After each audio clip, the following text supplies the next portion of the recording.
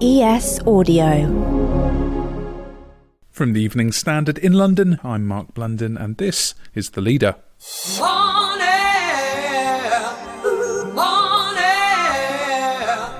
While millionaire Minister Jacob Rees-Mogg moans about his mortgage repayments going up, how about us mere mortals? Are there any silver linings to this financial Gordian knot the government's wrapped up the country's finances into? Well, the inverse impact of the Bank of England's interest rate hikes means savers are being offered half-decent deals after years of some pretty paltry offers. Now, savers are also being encouraged to refresh any old accounts languishing with poor rates of return. All this comes as Foreign Secretary James Cleverly refused to rule out another government U-turn, this time over corporation tax, when he was pressed over the fallout from Kwasi Kwarteng's calamitous mini-budget. And you may wonder, how are all those well-remunerated MPs coping? Here's Labour leader Sir Keir Starmer previously on LBC. Got a mortgage, like millions of other people. We're on a variable mortgage, and therefore, like lots of other people, our outgoings have gone up pretty significantly. How much have they gone up by? Do you mind my asking? A few £100s. So if you're a saver trying to put a few quid aside this winter, how to find the best deal? We're joined by Anna Bowes, co-founder of Savings Champion, which monitors UK cash savings accounts. Anna, could you explain how the current mortgage increase nightmare offers better news for savers? What we have seen since December last year is that with inflation rising, the Bank of England has stepped in and increased savings rates, so the base rate. And that is linked to both lending rates, so your mortgage, and also to savings rates. So as the base rate rises, so too should your savings rate, because obviously if the banks and building societies are increasing their lending rates, they should also be rewarding savers, because it's the savers who are providing some of the money that the banks are then lending out to their customers. Are all the banks and building societies offering these deals, or do you need to go hunting for them? The rate at which providers raise their savings rates varies completely. So you'll tend to find that smaller, less known banks and new banks will be offering higher rates of interest to raise money, whereas banks like the high street banks, they don't have to work as hard to attract money. And so they won't be increasing their savings rates as quickly. So yes, you need to shop around to find the best rates available. Why is it savings rates have been in the gutter for so many years? There was a key reason that happened back in July, August 2012, and that was the introduction of something called the Funding for Lending Scheme.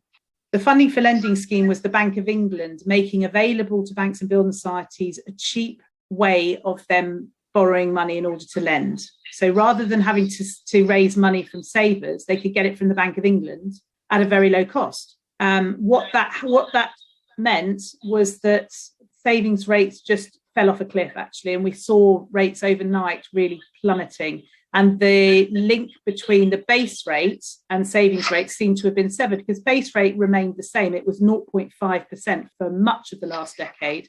And yet savings rates continued to fall further and further because providers did not need to raise money from savers anymore, and therefore were not prepared to pay decent interest rates. How has the cost of living crisis impacted savings? I think it's really difficult because there are going to be two distinct sets of people. Those people who can afford to save and those people who just simply do not have anything left at the end of the week, at the end of the month to put away. And it's really hard for them because actually, more than anybody, they probably need that safety net of having a buffer of cash in case something goes wrong. So if there's any possible way of putting anything aside, it just saves you from having to potentially borrow at high rates of interest in order to pay for essential things that might come out of the blue. So the people who can afford to save, and certainly over lockdown, there was a huge amount of money being saved because people simply couldn't spend it in any other way, really. So the amount of money that people saved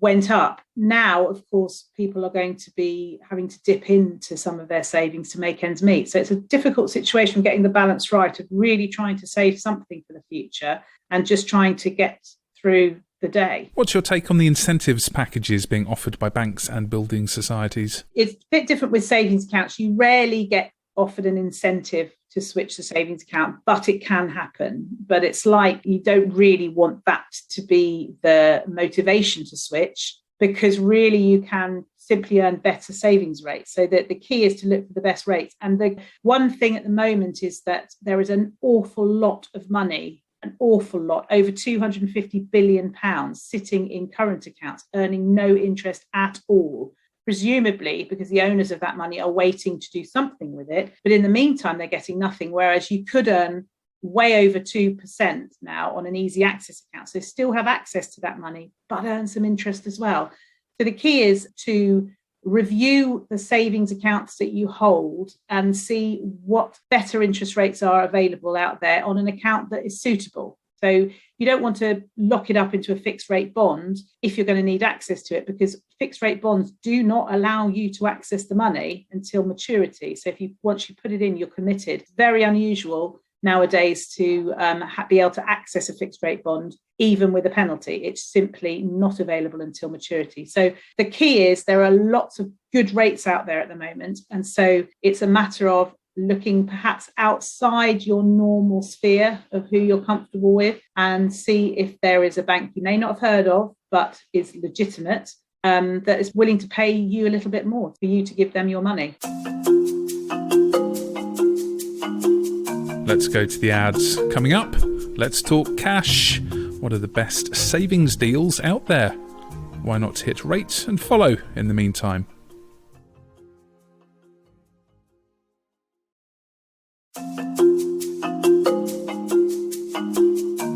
Anna, what precautions should people take when deal hunting for a better return on their hard-earned cash? Yeah, I think one thing I would probably say it's worth mentioning is that we have seen in the past, and I have no doubt we will see again, that there are some less than scrupulous people out there, especially if you're searching on the internet. So if something looks too good to be true, double check on a trusted website. Of course, I'm going to say Savings Champion, but Savings Champion is a trusted website that only monitors UK cash savings accounts. So if it's not on our best buy tables, then you need to ask the question, why not? And try and find out. So make sure that the bank is legitimate, that the account that is being offered is a legitimate account. So if it's too good to be true, it very often is. So just take some care and be wary that there are some bad people out there who want to scam you of your money. Any tips on saving strategies? What I would suggest people do is to set up a direct debit from their bank account on the day or the day after they are paid. That way, if you can put a little bit aside that comes out like one of your other bills, it's another bill to you, and you might hopefully get used to that coming out of your bank account, but it's something you're going to benefit from in the future because you'll get that money back. It's not being taken away from you. It's actually you just saving for your future.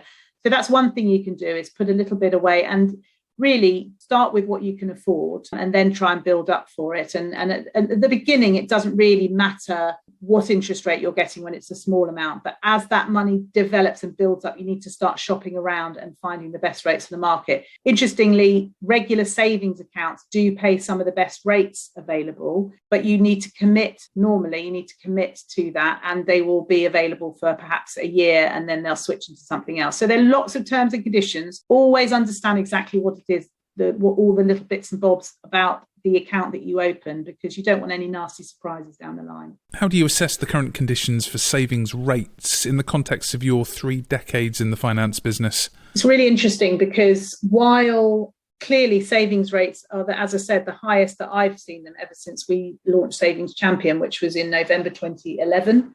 These are the highest rates, pretty much the highest rates we've seen since then. That they were slightly higher in some instances back then, but now certainly we're looking at rates on fixed term bonds that are better than they have ever been in our history. But the cost of living and inflation is much higher than it was too. So while it looks all sunny for savers, the fact is that there are other aspects at play that are not so good for savers, for anybody. What you're gaining on one hand, you may be losing on the other. But what you need to do is really take advantage of these high rates. Don't leave your money languishing with your high street bank, because with the exception of Santander at the moment, which is really extraordinary to see Santander back in the best buy tables, who are clearly looking to raise money from savers again, the high street banks can often pay some of the worst rates in the market. So it's just a matter of keeping an eye on what you're earning and see if you can do more, because every penny counts. Finally, Anna, thanks very much for your time. Could you give us an idea of the best deals out there right now? So at the moment, like the best easy access account's an online only account, but it's paying 2.75%. Just to give you an indication, at the beginning of the year, you get about 0.75%. So that's really a significant increase in terms of what the best rate available is paying today compared to before the base rate started to rise.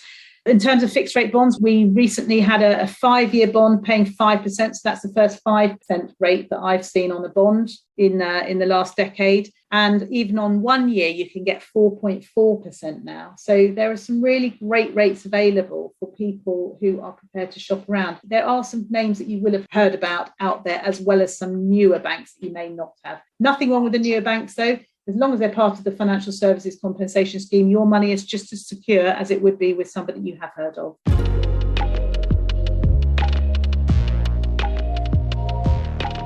There's more news in the Evening Standard newspaper and online at standard.co.uk. That's The Leader. We're back tomorrow at 4 p.m.